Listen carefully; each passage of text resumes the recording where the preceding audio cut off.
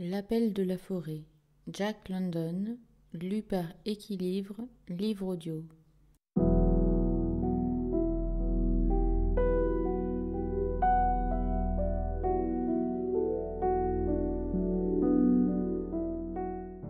Deux. La loi du bâton et de la dent. Suite. Buck avait été placé entre Dave et Sol Lake pour parachever son éducation. Quelque bon élève qu'il se montra, il avait encore beaucoup à apprendre, et il acquit beaucoup de ces deux maîtres qui ne le laissaient jamais longtemps dans l'erreur, et appuyaient leurs leçons de leurs dents acérées. Dave était juste et modéré, il ne mordait jamais Buck sans cause. Mais à la moindre faute, il ne manquait pas de le serrer. Et comme le fouet de François le secondait toujours, Buck trouva plus profitable de se corriger que de riposter.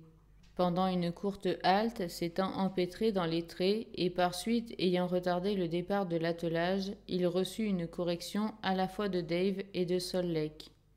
Le désordre qui en résulta fut plus grand encore, mais désormais Buck évita soigneusement d'en mêler les traits. Et avant la fin du jour, il avait si bien compris son travail que ses camarades cessèrent de le reprendre. Le fouet de François claqua moins souvent, et Perrault lui-même fit à Buck, pendant la halte, l'honneur de lui examiner soigneusement les pattes. Ce fut une rude journée de marche. Ils traversèrent le canon, Ship Camp, l'escale, et la limite des bois, franchirent les glaciers et les amas de neige de plusieurs centaines de pieds de profondeur, passèrent enfin le Chilcoot Divide, qui sépare l'eau salée de l'eau fraîche, et garde avec un soin jaloux le nord triste et solitaire. La caravane descendit rapidement la chaîne des lacs qui remplissent les cratères de volcans éteints. La soirée était déjà avancée, lorsqu'elle s'arrêta dans le vaste camp situé à la tête du lac Bennett, où des milliers de chercheurs d'or construisaient des bateaux en prévision de la fonte des glaces au printemps. Comme la veille, Buck, ayant fait son trou dans la neige, s'y endormit du sommeil du juste, pour en être le lendemain déterré à la nuit noire et reprendre le harnais avec ses compagnons.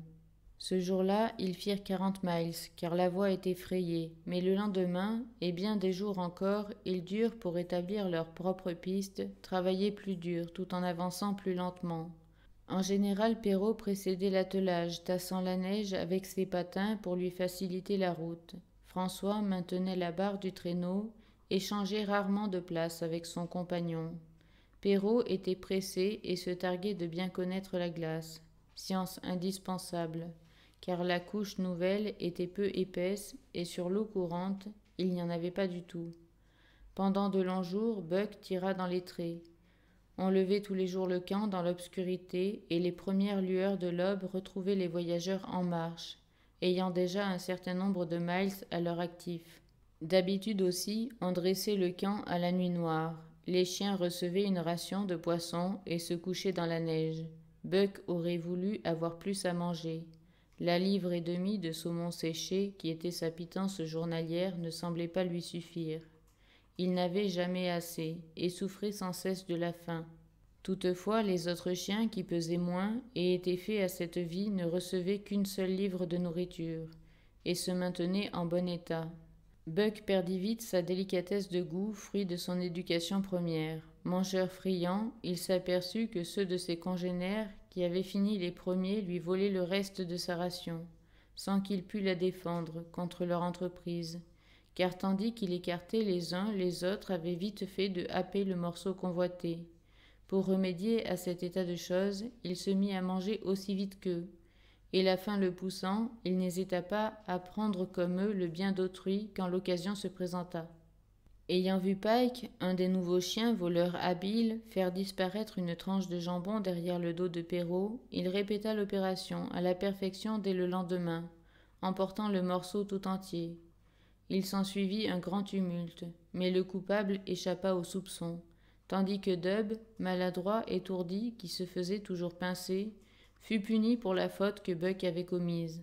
L'ensemble de qualités ou de défauts que déploya notre héros en ce premier acte de banditisme semblait démontrer qu'il triompherait de tous les obstacles de sa vie nouvelle. Il marquait la disparition de sa moralité, chose inutile et nuisible dans cette lutte pour l'existence. D'ailleurs, Buck ne volait pas par goût, mais seulement par besoin, en secret et adroitement, par crainte du bâton ou de la dent. Son développement physique fut complet et rapide, ses muscles prirent la dureté du fer, il devint insensible à la douleur. Son économie interne et externe se modifia. Il pouvait manger sans inconvénient les choses les plus répugnantes et les plus indigestes. Chez lui, la vue et l'odorat devinrent extrêmement subtils, et Louis acquit une telle finesse que dans son sommeil, il percevait le moindre bruit, et savait en reconnaître la nature pacifique ou dangereuse. Il apprit à arracher la glace avec ses dents quand elle s'attachait à ses pattes, et quand il avait soif et qu'une croûte épaisse le séparait de l'eau, il savait se dresser pour la casser en retombant avec ses pattes de devant. Sa faculté maîtresse était de sentir le vent, et de le prévoir une nuit à l'avance.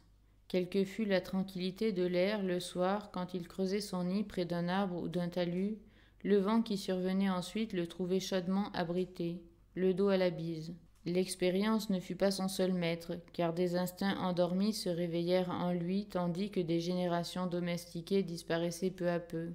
Il apprit sans peine à se battre comme les loups, que ses aïeux oubliés avaient combattus jadis.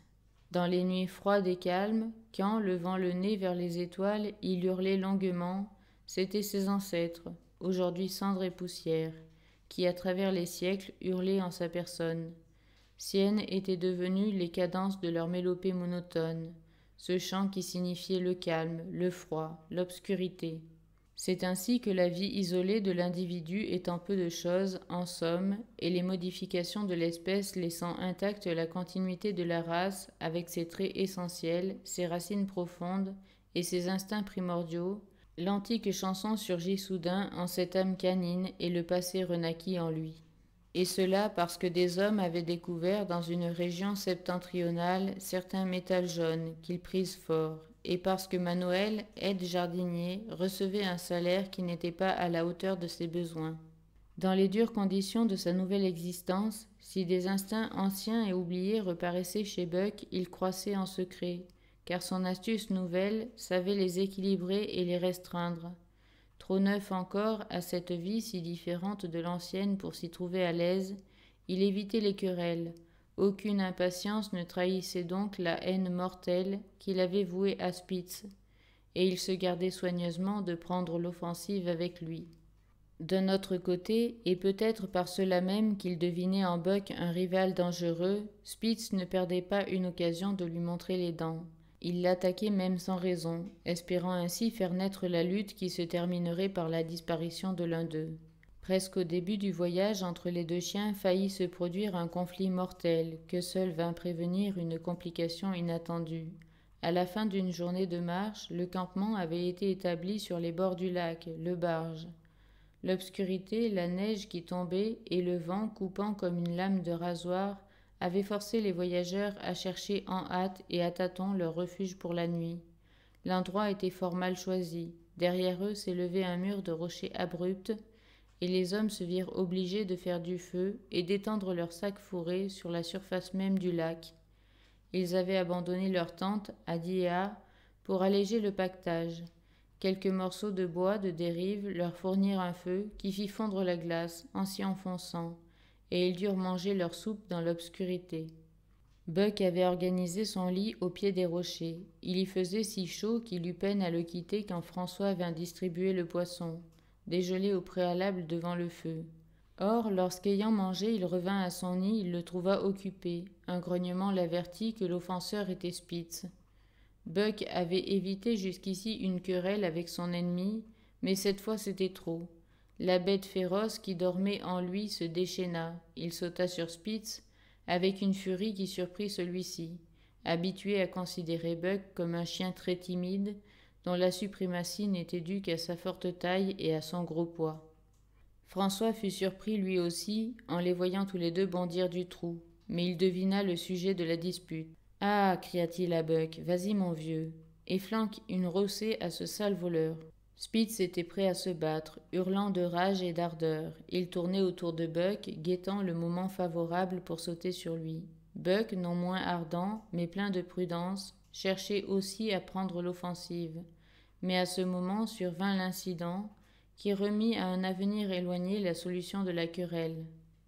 Un juron de Perrault, un coup de massue sur une échine osseuse, et un cri de douleur déterminèrent tout à coup une épouvantable cacophonie.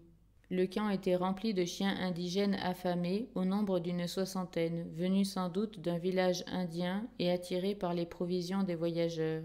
Ils s'étaient glissés, inaperçus pendant la bataille de Buck et de Spitz. Et quand les deux hommes, avec leurs massues, s'élancèrent au milieu des envahisseurs, ceux-ci montrèrent les dents et leur résistèrent. L'odeur des aliments les avait affolés.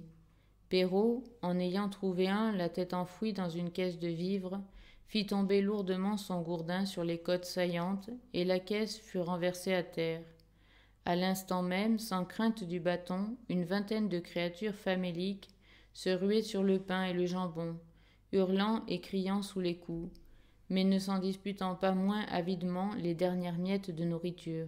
Pendant ce temps, les chiens d'attelage, étonnés, avaient sauté hors de leurs trous, et une lutte terrible s'engageait entre eux et les maraudeurs. De sa vie, Buck n'avait rien vu de pareil à ces squelettes recouverts de cuir, à l'œil étincelant, à la lèvre baveuse. La faim les rendait terribles et indomptables.